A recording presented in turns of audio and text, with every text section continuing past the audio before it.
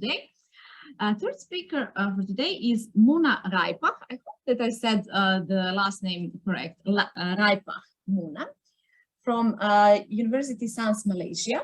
And together with Muna and her supervisor, Dr. Ahmed Fairouz, Professor Dr. Ahmed Fairouz Omar, we are actually doing a lot of nice research, and we were very fruitful in the maybe past few months. This is just one of the 3 papers that we published together, and I'm very, very happy for this collaboration. Other papers are about cancer cells, so you may search for them online. They are now available. So today, Muna, you are here with us for the questions afterwards? Yes, I'm available. Yes. Thank you, Muna. So now we will have a video. Lawrence, can you please play it? In this work, we are going to talk about identification of stingless bee honey adulteration using visible near-infrared spectroscopy combined with aquaphotomics. Let's start with the introduction part. Honey is a natural food that may be used not only as a sweetener, but also as a medication because of its therapeutic effects on human health.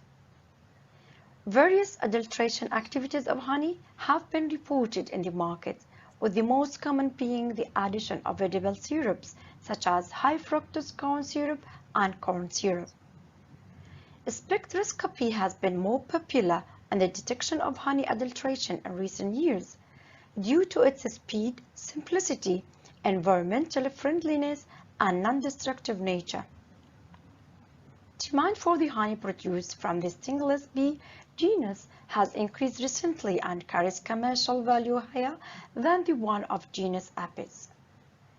This research is designed to quantify the alteration in the Vis-NIR spectra at region 400 to 1100 nanometers of the SBH concerning adulteration by different percentages of added water, apple cider vinegar, and high fructose syrup. This is the first time to evaluate the adulterated SBH using the combination of aquaphotomics and NIR spectroscopy. Yes, in this slide, we are going to talk about materials and methods which were used in this work. Materials were based on pure stingless bee honey, SBH, and adulterants, distilled water, apple cider vinegar, and high fructose syrup, while the methods were based on using visible near-infrared absorbance spectroscopy measurement at room temperature approximately 25 degrees Celsius. Color characteristics were determined using a chromaticity diagram template developed in Origin Pro 2021 software package, while analyses were based on using PCA and PLSR were performed using the Unscrambler software, and pre-processing was performed using commercially available software. Pirouette and aquagrams were prepared in Microsoft Office Excel 2016 and depicted using Origin Pro 2021 software package. Yes, in this slide, we are moving to talk about results and discussion. Visible near-infrared spectra of pure and adulterated SBH samples. The raw spectra of the samples N equal 31 are presented in Figure 1 as shown below, and the adulterated samples are labeled by the type and percentage of adulteration. Depending on the adulterant type, there is a vastly different baseline offset and effect that can be attributed to light scattering due to the sugar crystals present in the honey samples. As shown in Figure 1 here, spectra for pure SBH, adulterants, and adulterated SBH samples. Here you can see. Results and discussion. In Figure 2, you can see Vis-NIR spectra of pure SBH and adulterants and adulterated SPH by different percentages of water and apple cider and fructose syrup. The Vis-NIR spectra 400 to 1100 nanometers of pure SPH and the adulterants together with SPH adulterated with various percentages of each adulterant are shown in figure 2. As I mentioned, it's apparent that the baseline offset shows the largest differences depending on the percentage of added adulterant in the spectra of water adulterated honey, followed by apple cider, and the smallest variations can be observed in the fructose syrup adulterated honey samples. Here, figure 3 shows location zone of adulterants and honey samples in the A star and B star diagram. The plot of parameters A star and B star of samples is shown in figure 3. It's apparent that depending on L star, the samples were clearly distinguished from each other as it was more obvious in adulterants and pure SPH. Additionally, the adulterated honey with fructose syrup is clearly distinguished from the other adulterated samples. Likewise, at a specific level of adulteration, the adulterated honey samples due to water and apple cider vinegar at a specific range of A star and B star are in this A star B star scheme, resulting from their similar color characteristics. 3.2 PCA Analysis and PLSR Modeling. Figure 4A shows PCA analysis 3D scores plot of first 3 pieces. 3D scores plot for all the samples according to the first 3 principal components species as shown in figure 4A. The honey samples were clustered into different groups and zones, suggesting that these samples have distinctive properties concerning the adulteration type. In addition, the cumulative explained variance of the first 3 pieces was 99.11% of the total variance of spectral data. Figure 4b shows the X loadings of PC1 to PC5 of Vis-NIR spectra 400 to 1100 nanometers. The loadings of each wavelength to differentiate the SPHs were evaluated and displayed in figure 4b for the first 5 components PC1 to PC5. Several contributive wavelengths with high X loadings are recognized at Vis and NIR regions. The peaks at Vis region are related to the color of the honey and the effect of adulteration type and level on the color of honey samples, while the peaks in the NIR regions are located within the areas of the third overtone of the CH stretching band, a second overtone of the OH stretching band of water, and the second overtone of NH stretching band. Figure 5a shows PLSR model results, regression coefficients plot of factor 7. The positions of the spectral peaks and the regression coefficients plot of the model were marked to determine the bands that have the biggest weights in the calibration on adulterated honey. These bands characterize the diverse water structures and carbohydrates. Figure 5b shows calibration in blue and cross-validation in red at 400 to 1100 nanometers spectral interval for SPH samples. Figure 5b demonstrated the linear regression of actual and predicted adulteration levels in the SPH samples. The value of R² of calibration and R² of cross-validation, RMSE of calibration and RMSE of cross-validation were 0.98, 0.96, 3.93% and 5.88% respectively. The obtained values of RMSE of calibration and RMSE of cross-validation of the global PLSR model suggested its good predictive capacity and appropriateness of the selected spectral region 400 to 1100 nanometers. 4.3 Evaluation of the structural changes of adulterated SPH based on aquaphotomics. The aquagrams in figures 6a to c presented the structural changes in SPH. The radial axis of aquagrams are defined by 16 absorbance bands that can be considered as WAMACs.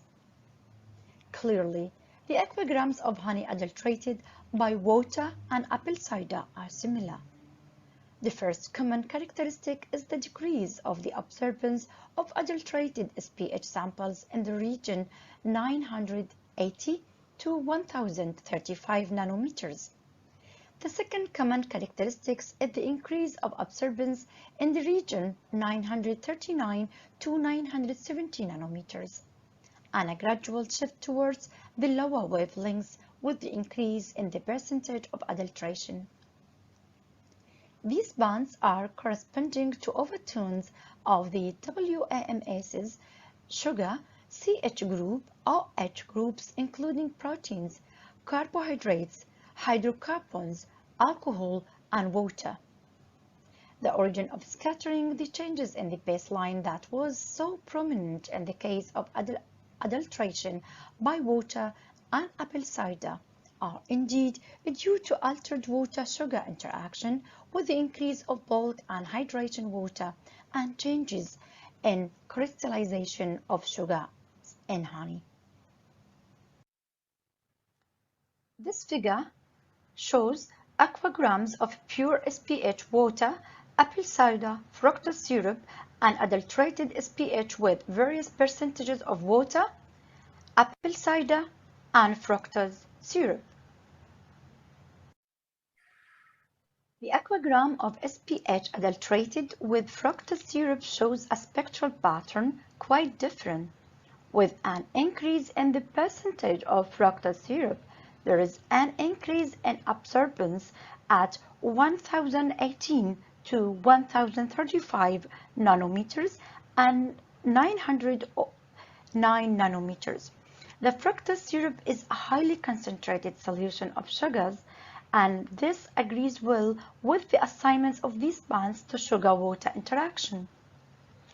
These two features are the most prominent characteristic of honey adulterated with fructose syrup, while the absorbance shows a marked decrease at other bands.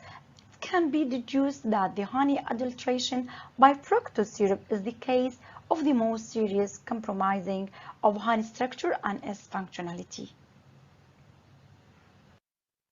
In this slide, we are going to talk about the conclusions of this work. The SPH was adulterated with various adulterants, including distilled water, apple cider vinegar, and high fructose syrup with a percentage ranging from 10% to 90%. The shift in NIR is only significant for SPH adulterated with water and apple cider, contributed by the change in the water structure of the samples. The classification of the adulterants and both pure and adulterated SPHs was attained using PCA, and the PLSR global model was developed with R-square cross-validation equal 0.96 and RMSE cross-validation equal 5.88%. The adulteration of SPH was investigated using the combination of a spectroscopy technique and aquaphotomics approach at 800 to 1100 nanometers. The adulteration level in SPH, including 10%, was identified, irrespectively of the adulterant type.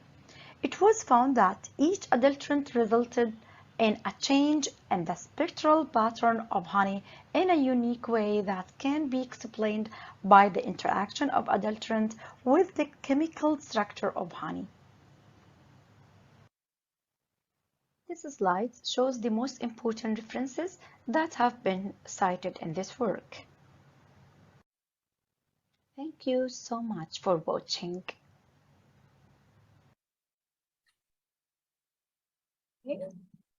Well, Mona, thank you for recording this video for us. Are there any questions for Mona regarding this lecture? You can type your questions in the chat box, or you can raise your hand and I can see, and then I can give you the space for talk.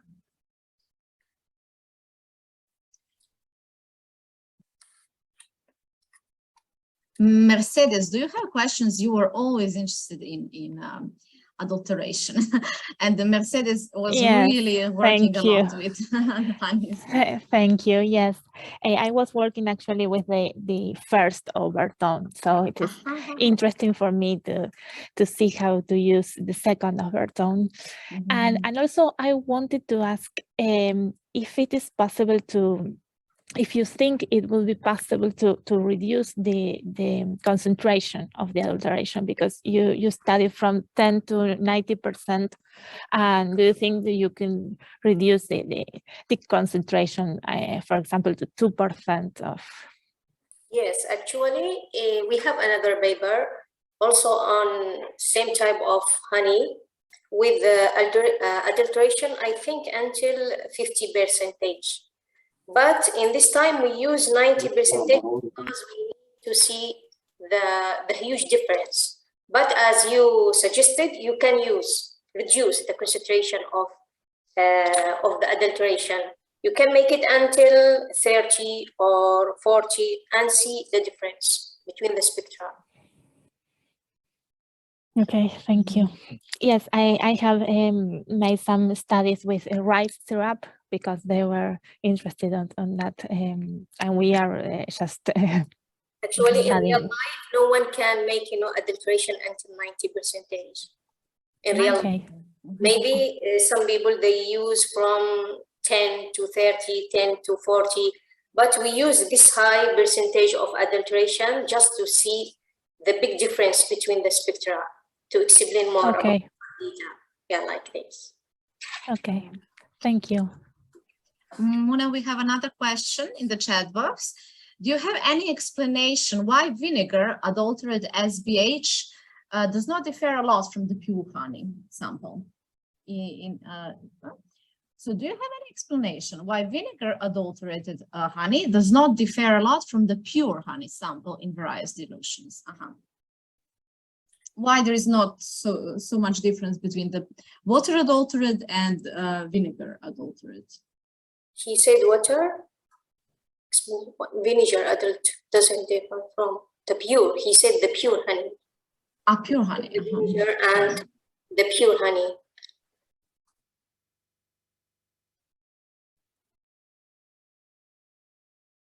Yeah, in the question he said about adulterated, honey and pure honey. I think for this one, pure honey and adulterated, honey with vinegar, maybe because they have same color. Same color. Maybe because of their color. But from where he got this one? From the spectra or from the? Well, if I have to admit that I don't think that this difference is small. I think vinegar still adulterates the water also. I don't think that's just, the fructose syrup adulterates very, very much because it seems to attack the most important part of honey, this crystalline structure. pH effect on color. Yes, but what is pH? That's an interesting question. We worked lately on defining what pH actually is.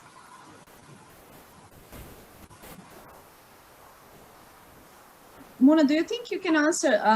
There is a question in the chat box. Is this maybe an effect of pH on color? I think so, because of pH. Mm-hmm.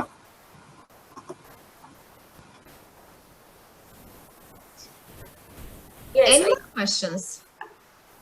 pH color, Yeah, maybe because of pH effect on the color of the honey. I want to say something because this paper was very, very interesting for me to work on. Regarding, I didn't work with honey before, and what for me was fascinating when we were trying to find what WAMAX we should use to display this spectral pattern on aquagram. So usually when we do this in Aquaphotomics, we are paying attention to the bands which are appearing consistently. And in this paper, when I was working on that, the interesting thing for me was like, I saw very, very good consistency between the bands in each analysis Muna did. And I noticed that one band is consistently not appearing. And that was really, so from all these nice bands in second overtone, I'm interested very much in the functionality and actually in these bands, which we can see in second overtone, just like Harpreet did in her lecture. So when this band did not appear, I was really fascinated. Why? How come I have all other bands and this particular, the band in question is at 950 nanometers. And when I recalculated to find what would be the band in the first overtone of water, it turned out that this band was 1425 nanometers. And what we know about this band is that it is related, that it can be, this is a type of water which is very, very important for the, it is directly related to proteins. So that is the protein hydration. We usually call it hydration water, or in many cases, in many papers, we will say just protein hydration. So this is the water, the type of water which can directly influence the protein structure, the primary structure of protein. And this, I thought, this may be the reason why honey is the only healthy sugar that we can eat. So this is something that I wanted to say. For example, this is also an interesting outcome that came from this paper, which I couldn't say we couldn't write that down because this is still in a speculative thing. But I would like other people to also have that kind of, let's say, attitude. We are very much concentrating on which bands are appearing, but you know, like it is important to also see which bands are not, you know, appearing in order to understand functionality of the system. So this is something that I would like to other people to please pay attention, because we will all benefit with from your experience. And I'm very, very grateful to Muna for giving me the chance to work on this paper with her. I had really lots of fun. And Muna is a really fantastic worker and very, very smart girl. And we were lucky to meet Actually, you. in the presentation, we forgot to thank you and Prof. Tisnukova because of your supporting us too much. And you are always helpful and very kind with us. We really appreciate, and we are happy to work with you and also continuing to contribute with you. Vice versa. Also, we forgot to thank Miss Tomuko Matahari Miola because of their foundation, and they support us. We really thank all of you too much. Thank you. Thank you, Muna. So there is one more comment. Remember that Zoltan's group worked also. Yes, Zoltan's group is working like crazy on adulteration, not only on honey, but this is I would say like a specialty now of his group. And also and they use first overtone mainly, where the differences were more substantial.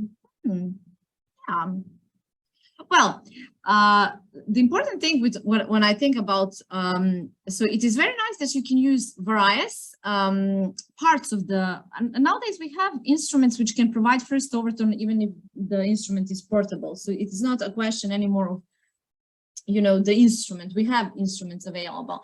But I think that it is interesting, since we have different instruments and we can approach the same problem, it is going to help us find out what different regions of electromagnetic spectrum can tell us, what kind of information. And I know, especially now, in the past year, we worked a lot with the second overtone. I worked with Muna on these cancer cells papers, for example, and I understand much better now that the second overtone region is not giving the qualitatively the same information the first overtone. So every region, the light of different frequency is going to influence the water in a different way. So it will extract something, let's say, particular, that you may not find the same information if you use first overtone or the second overtone, especially this part of the second overtone around from 900 to 930 is not the same. I mean, Harpreet now in the previous lecture showed that the bands are not translated directly. The temperature is not influencing the same water structure in the second and first overtone. So this is again interesting part of working in aquaphotomics to solve these puzzles to understand what the water-light interaction can tell us.